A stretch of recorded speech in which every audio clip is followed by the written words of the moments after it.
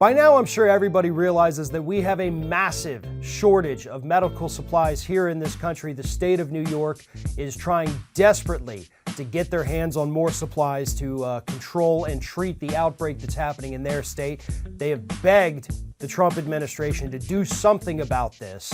And I put my hand out in partnership to work with you, and we'll call it straight. And if you do the right thing by New York, I'll say it. And if you don't, I'll say it.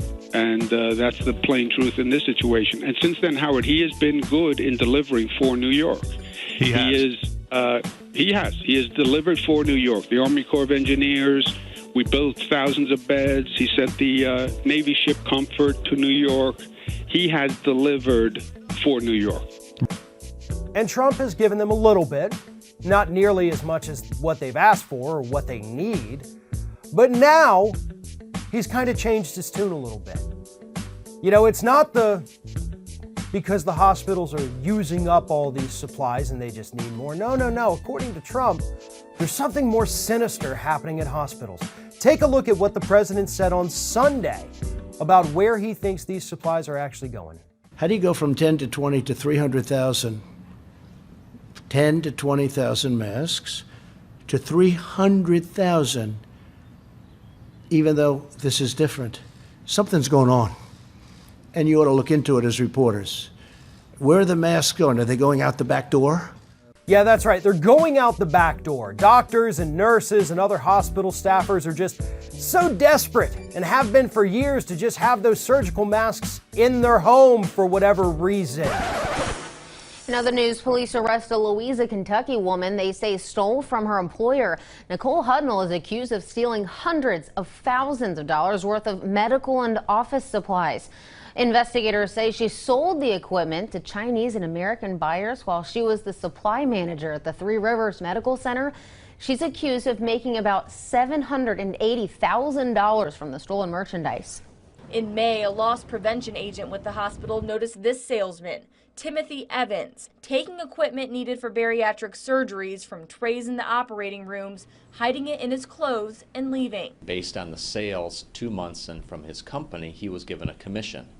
So by him taking supplies from their storage, it triggered Munson to order more supplies, thus increasing his commission. Hospital staffers are just so desperate and have been for years to just have those surgical masks in their home for whatever reason that they've just been stealing them and stockpiling them for really no apparent reason, right? That's what's happening, Mr. President. Thousands of stolen respirator masks recovered by Portland police are now heading to healthcare workers on the front lines.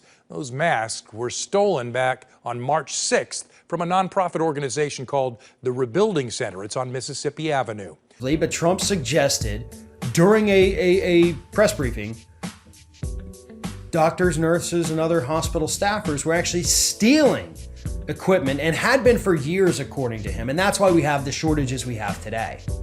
A surgical tech at the new Veterans Hospital in Aurora is accused of stealing and reselling medical supplies, and investigators say security cameras caught him in the act.